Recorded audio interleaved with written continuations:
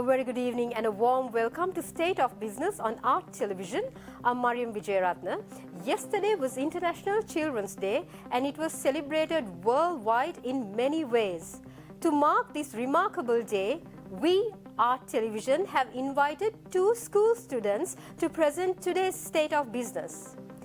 This is Tamir Limsat from Wesley College and this is Risindi Ranodya from Buddhist Ladies College. Let's have a look at the headlines first.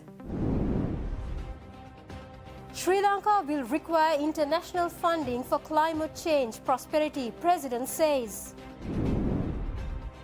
In order to receive the second tranche, Sri Lanka needs to fulfill two obligations, IMF mission asserts. News in detail. President Ranil Wickremesinghe said that Sri Lanka will require more than $26 billion to successfully implement the proposed climate change prosperity plan.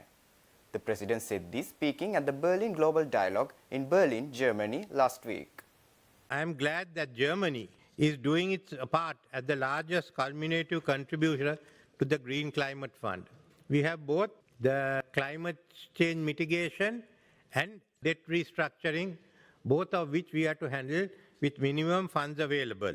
The funding on the table is woefully inadequate to address the vast challenges at hand.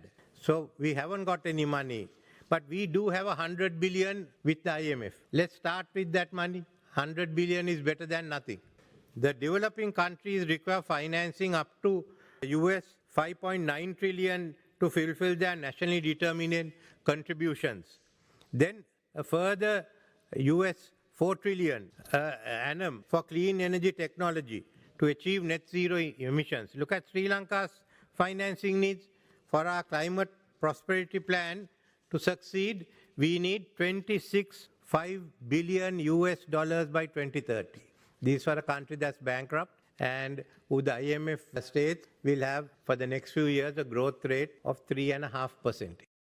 The President also said that comprehensive international dialogue is needed to implement an international architecture that will adequately represent the global realities at present in order to effectively represent the vulnerable. I am suggesting that EU, together with G20 BRICS, certainly USA and some selected other Asian and African nations not represented, the IMF and the NDBs, and you can bring in the big financial institutions, private ones, sit down and find urgent solutions. We are talking of the Summit for the Future. Summit for the Future is in September next year. Elections are in November next year. So I can't see a Summit for the Future bringing anything out before the elections take place in 2024. But 2024 is the year to act. We are watching 2024. And whether we can come up with a new international architecture that better reflects the global realities of today and provides effective representation for those who need it. So we have the resources, we have the solutions, we just need the willpower to decide how it's going to be done. It has to be done urgently. We require a constructive dialogue between the West and China. We need a constructive dialogue between US and China. We need a constructive dialogue between EU and China. Otherwise, we will not move forward. So this is the stark reality. It's a question of how we get together and how we work and who's going to take the lead in 2024. IMF Chief of Missions Peter Brewer said that people of Sri Lanka has shown remarkable resilience in the face of advertising and the country has made commendable progress so far. The IMF Chief of Missions for Sri Lanka said this at a press conference held in Colombo recently. The IMF team has been here since September 14th to conduct the first review under the Extended Fund Facility, EFF, arrangement here in Sri Lanka. During this time, we've held constructive and productive discussions with the authorities and other stakeholders, including the private sector and civil society organizations. The people of Sri Lanka have shown remarkable resilience in the face of enormous challenges. Sri Lanka has made commendable progress in implementing difficult but much needed reforms. These efforts are bearing fruit as the economy is showing tentative signs of stabilization. inflation is down from a peak of 70% to today 1.3%, and gross international reserves increased by $1.5 billion between March and June this year, and shortages of essentials have eased. But full economic recovery is not yet assured. Growth momentum remains subdued, with real GDP contracting 3.1% in the second quarter this year on a year-on-year basis, and high-frequency economic indicators still sending mixed signals. Reserve accumulation has slowed in recent months.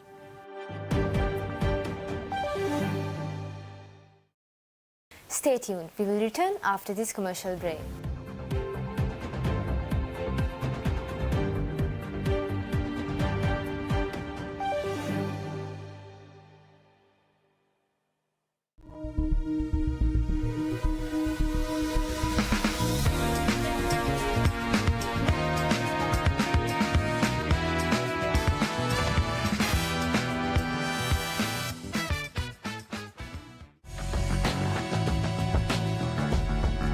Even if they force me to turn back 1,000 times, I'll keep trying.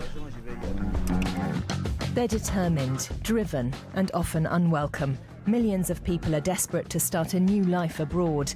What do they face on their journey there, and how can they make a fresh start?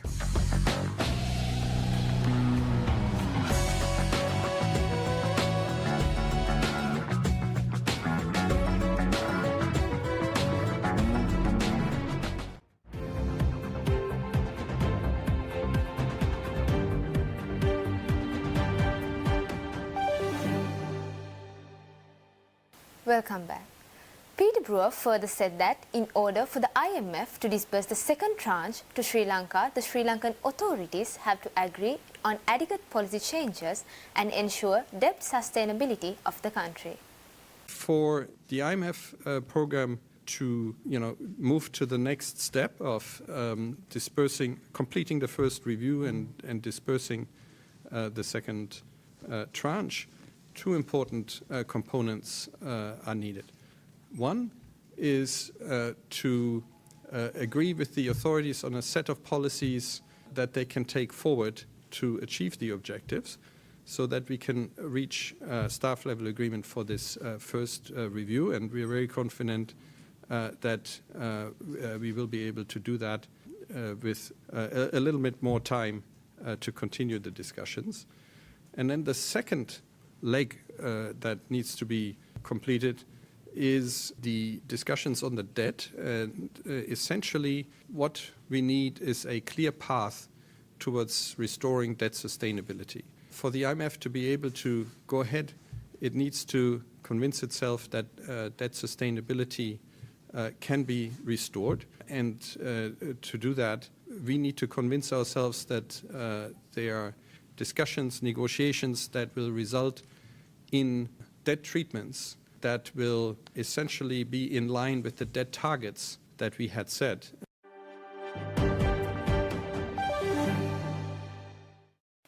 State Minister of Finance Shehan Semasinghe announced that negotiations to secure the second tranche of funding from the International Monetary Fund are progressing positively.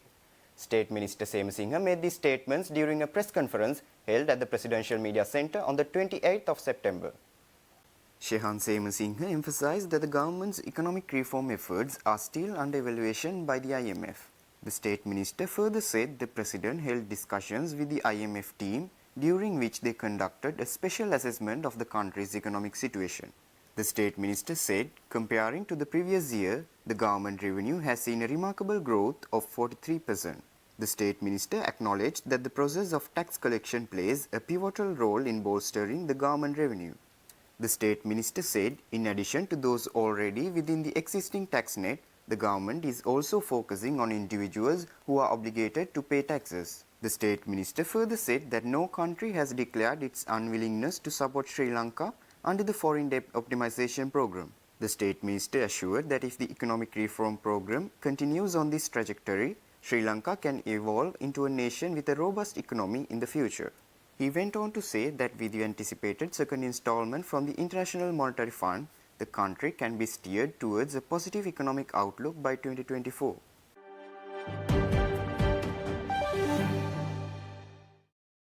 The Infotel Information Technology Exhibition, orchestrated by the Federation of Information Technology Industry Sri Lanka, will take place at the BMICH from the 3rd to the 5th of next month.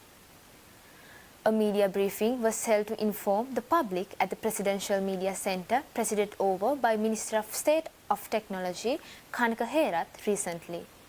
The exhibition themed Fueling the Digital Economy is being conducted under the guidance of the State Ministry of Technology. This exhibition offers a significant opportunity to engage with government policies regarding the digital economy. The event also featured the presentation of sponsorship checks. Chairman of the Sri Lanka Information Technology Industry Board, Indika Soisa, said the digital economy would contribute around $15 billion to state revenue by 2030. He emphasized that the exhibition will help foster a digital innovation ecosystem, enhance digital literacy, and promote the widespread use of digital technology. Secretary of the State Ministry of Technology, MPNM Wickramasinghe, and Chairman of the Organizing Committee Infotel, Nyanam Selladure, also attended the conference. So Infotel was started in 1992 as an initiative by the current President, His Excellency Ranil Wickramasinghe, to develop ICT industry in Sri Lanka. Over the years, it has become a platform to bring together industry sectors, public, private organizations, academia, and other digital technologies. Currently, as you all know, digital economy contributes $3.7 billion to our GDP, and we are hoping to grow that to 15 billion by 2030. FITIS, along with other industry associations, is working closely with Ministry of Technology to achieve this goal. FITIS has planned a series of events under DigiCon Sri Lanka 2030 to introduce new technologies to Sri Lanka, as Indika mentioned.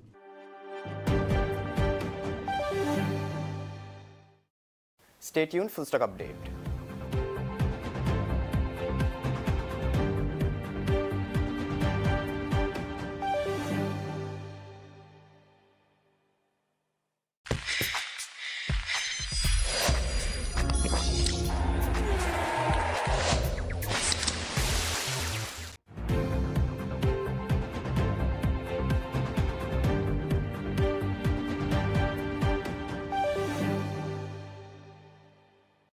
Welcome back after the break. Trading at Colombo Stock Exchange ended on negative notes today. The all-share price index dropped 171.85 points to close at 11,163.76, and the S&P SL 20 dropped 44.40 points to close at 3,153.32. The turnover was 0.6 billion rupees and over 23 million shares were traded. Up next are Forex rates.